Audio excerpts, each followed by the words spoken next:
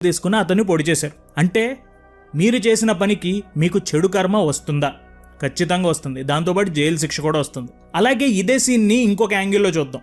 మీరు కొన్ని నెలలుగా మీ రూమ్మేట్తో కోపంగా ఉన్నారు. కొట్టాలరా వీడిని, రూమ్లో నుంచి తోసేయాలరా బయటికి అని మీరు అనుకుంటున్నారు. కానీ ఏం చేయకుండా కొన్ని నెలలు దీని గురించి ఆలోచిస్తూ ఉన్నారు. ఒకరోజు ప్లాన్ చేశారు, ఎవరూ లేని టైంలో అతని మీద దాడి చేశారు. ఇది మొదటి సన్నివేశం కంటే కూడా ఎక్కువ నెగిటివ్ కర్మని తెస్తుంది. ఎందుకంటే మీరు నెలల తరబడి కక్షా పగతో ఆలోచించి హింసకు పాల్పడ్డారు. ఇది షాకింగ్ గా మీకు అనిపించవచ్చు. అంటే ఒకేసారి మీరు వైలెన్స్ చేయకుండానే కొంచెం ఆలోచించి చేసిన వైలెన్స్ కి ఇంకా బ్యాడ్ కర్మ వస్తుంది. అలాగే ఈ సిచ్యువేషన్ ని సద్గురు ఇంకొక యాంగిల్లో కూడా చెప్తున్నారు. మీ రూమ్మేట్తో అన్నీ బాగున్నట్టు మీరు నటిస్తూ మనసులో మాత్రం అతన్ని చంపేయాలన్న కక్షతో మీరు ఉన్నారనుకోండి, కత్తి పట్టుకోవట్లేదు, శారీరకంగా అతన్ని మీరు హింసించడం లేదు, కానీ అతన్ని చూసినప్పుడల్లా చంపాలనే అనుకుంటున్నారు. ఇదే అత్యంత నెగిటివ్ కర్మని తెస్తుంది.